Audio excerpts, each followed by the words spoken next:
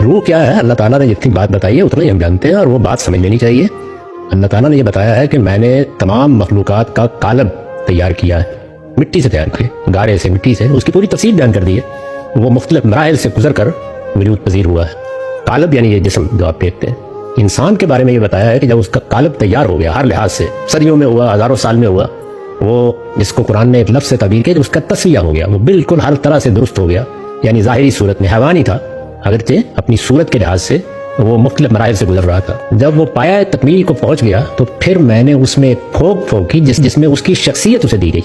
اس شخصیت کو قرآن نفس کہتا ہے۔ قرآن نے اس معنی میں روح کا لفظ استعمال ہی نہیں کیا، یعنی آپ کا جو نفس ہے، اردو میں شاید شخصیت سے بہتر کوئی لفظ نہیں ہے جو اس کو ادا کرے، وہ آپ کو دی گئی۔ اس وقت بھی جب بچہ پیدا ہوتا ہے تو 120 دن میں اس کا قالب تیار ہوتا ہے، اس وقت تک وہ حیوان ہوتا ہے، یعنی انسان کے روپ میں یا انسان کی صورت میں وہ ایک حیوانی وجود ہوتا ہے۔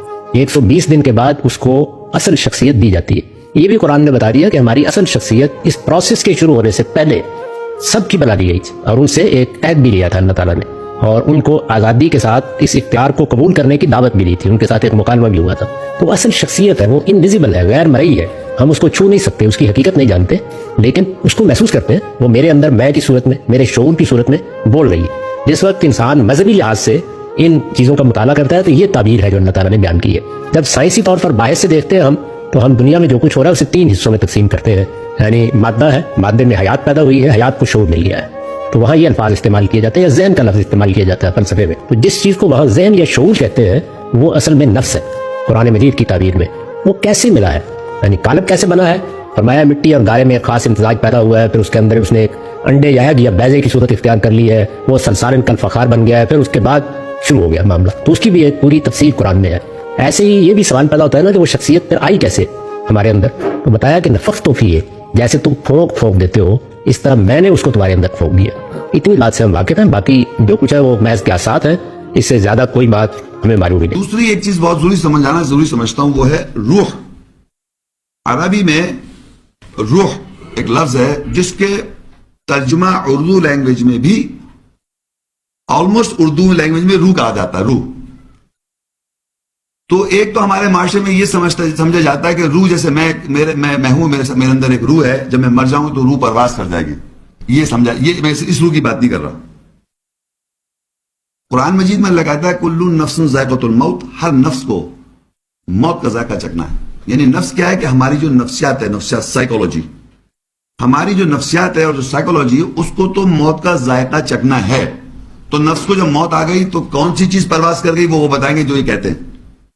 جب نفس کو ہی موت آ گئی تو پرواز کیا کیا؟ کہاں جا رہا ہے اڑ کے؟ کون جا رہا ہے؟ کوئی نہیں جا رہا۔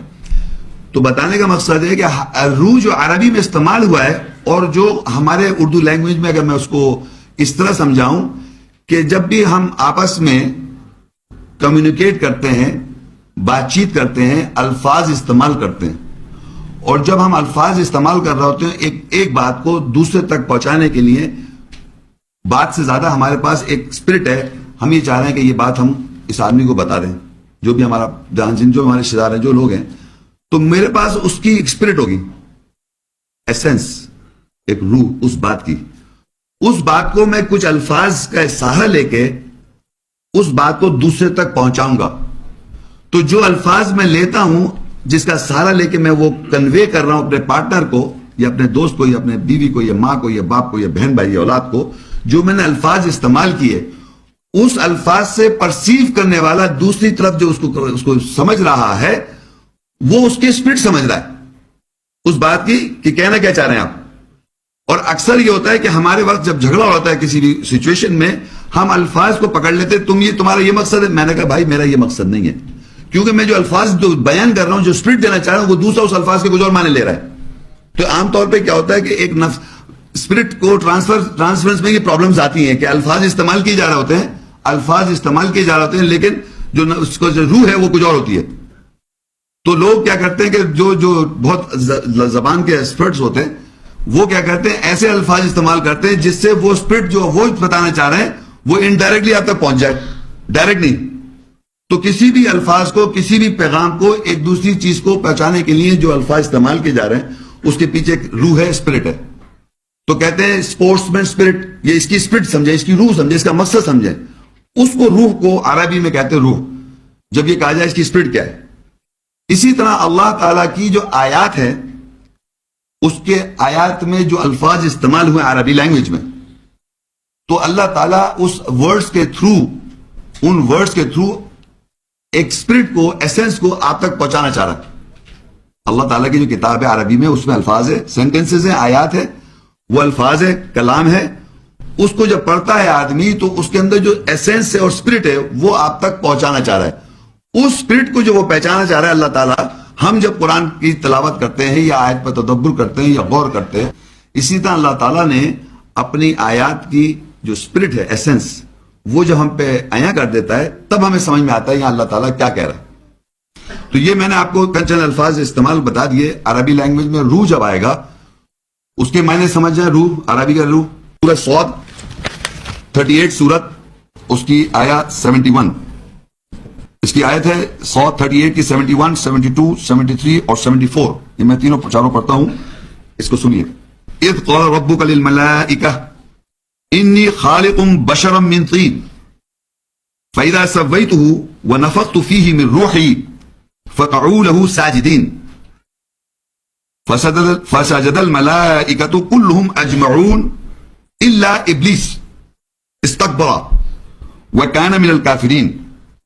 جب تیرے رب نے ملائکہ سے کہا بے شک میں ایک بشر کو مٹی سے خلق کرنے والا ہوں، پھر جب میں اسے ٹھیک ٹھاک کر دوں اور اس میں اپنی روح پھونک دوں، بس تم اس کو سجدہ کرنے کے لیے گر جانا.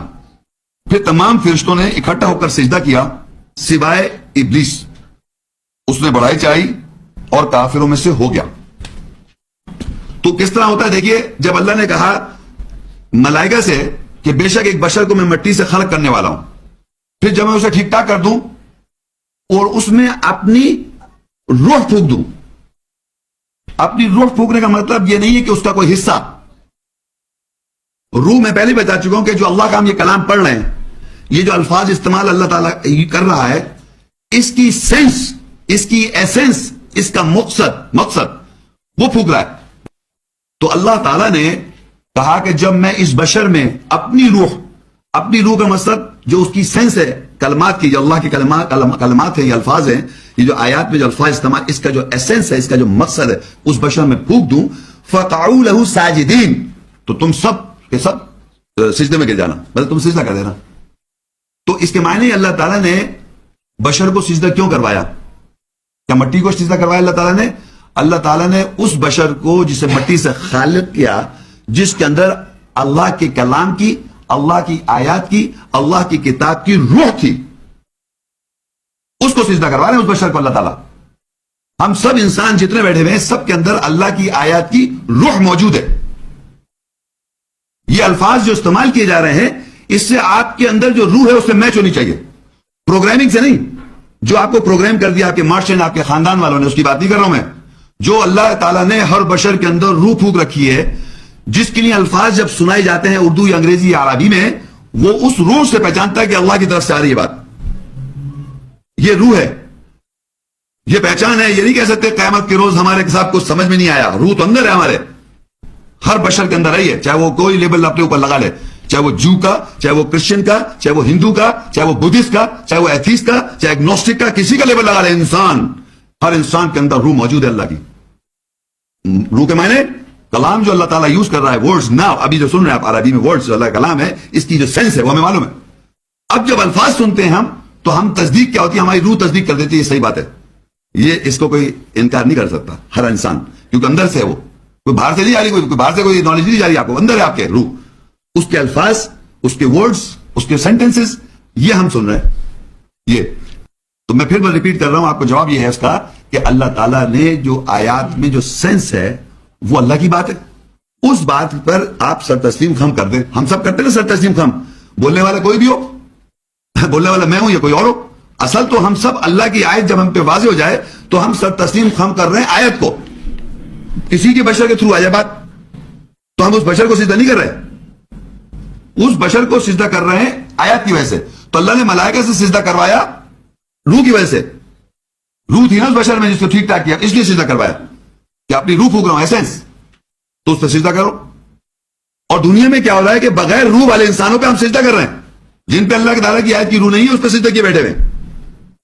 انسان اپنا نوکر بنا رہا ہے، بغیر روح کے لوگ ایک دوسرے کے آگے سجدے میں. اینی وے، تو اب یہ روح سمجھے. تو اب دیکھیے کیا کہ سارے فرشتوں کو حکم دیا جا رہا ہے کہ سجدہ کر دو اس شخص کے لیے جس پہ اپنے ہم روح پھونک دیں. تو سارے فرشتوں نے سجدہ کیا سوائے ابلیس کے، سوائے وہ دکھ ہو جا رہا جس سے دکھ پہنچا، سوائے جو دکھ بھرا تھا دکھی، اس نے سجدہ نہیں کیا.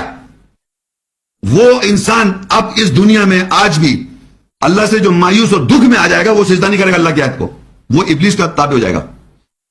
یاد رکھیں، میں آپ کو سمجھا کہہ رہا ہوں، یہ بہت امپورٹنٹ بات. ساتھ ساتھ اپنے آپ کو بھی سمجھیں کہ اگر کوئی شخص دکھ اللہ سے آ جائے، اس کو دکھ اللہ سے محسوس کر لے کہ مجھے اللہ کا دکھ پہنچا ہے، اللہ نے مجھے دکھ پہنچایا ہے، اور وہ اپنی اصلاح نہ کرے تو وہ سجدہ نہیں کرے گا اللہ کے کلام کو، اللہ کی بات پہ سر تسلیم خم نہیں کرے، اس روح کو تسلیم خم نہیں کرے گا، ان الفاظوں کو، کلام کو، کیونکہ وہ ابلیس کے سبمیشن میں آ جائے گا. کے ریفرنسز نوٹ کر لیں اپنے پاس. البقرہ 2 روح ہے نا، روح جہاں لکھا ہوا ہے، عربی میں روح لکھا ہے اسی پیج پہ، وہیں کے قریب لکھ لیں. البقرہ 2 اس کی 31 آیت، بقرہ 2 کی 31 آیت ہے، اور ایک بقرہ 2 کی 37 آیت.